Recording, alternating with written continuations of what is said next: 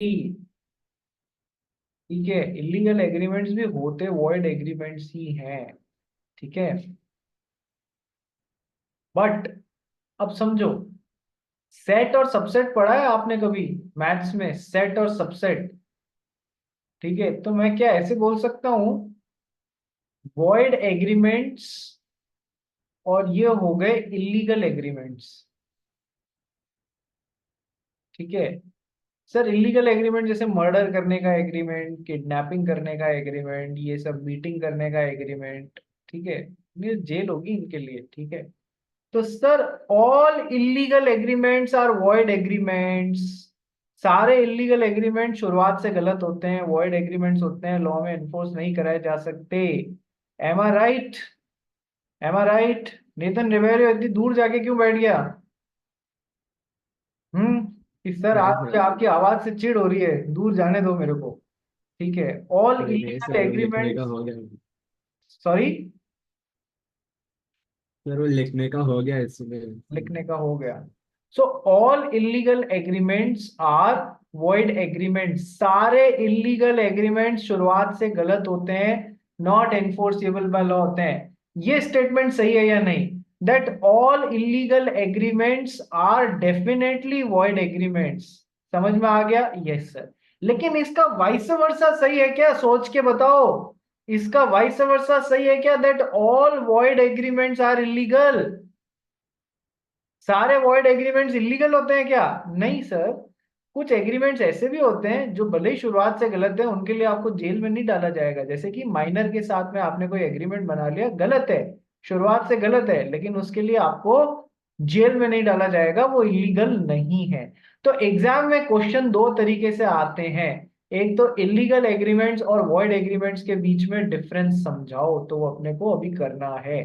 दूसरा आपके आता है that all illegal agreements are void agreements but all void agreements are not illegal, explain। तो आपको ये एग्जांपल्स और जैसे मैंने आपको समझाया ना, वैसे समझाना रहेगा। दोनों में से कैसे भी इस पोर्शन में से क्वेश्चंस बन सकते हैं। ठीक है भाई, चलिए। तो ये हो गई इलीगल एग्रीमेंट्स की बात, इसी का सबसेट है। नेक्स्ट आता है अनएनफोर्सिएबल कॉन्ट्रैक्ट की बात ना। व्हाट आर अनएनफोर्सिएबल कॉन्ट्रैक्ट्स यार? What are unenforceable contracts?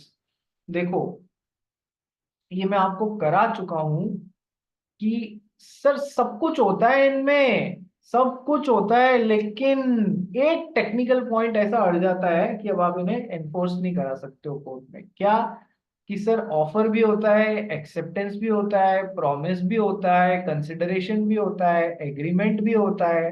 Agreement legally enforceable भी होता है, लॉफुल ऑब्जेक्ट होता है, लॉफुल कंसिडरेशन होता है, made with free consent of the parties who are competent to contract and agreement has not been declared as void agreement, ये भी होता है।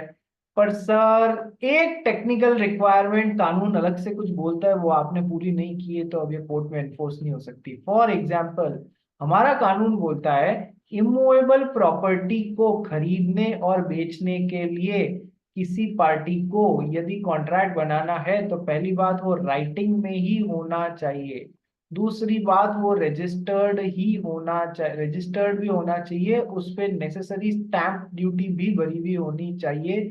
पार्टी राइटिंग में है तो ऑब्वियसली साइंड भी होना चाहिए, साइंड भी होना चाहिए। M I right? Yes sir.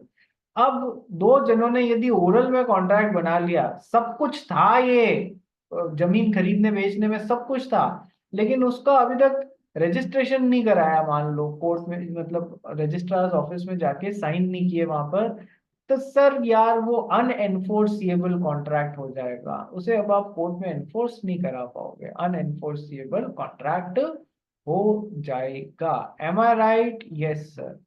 तो सर पूरी बात समझ में आ गई? Valid contract, void contract, voidable contract, void agreement, illegal agreement, unenforceable contract, समझ में आ गए? Yes sir. करेंगे पढ़ना चालू, कब करेंगे पढ़ना चालू? करेंगे कल।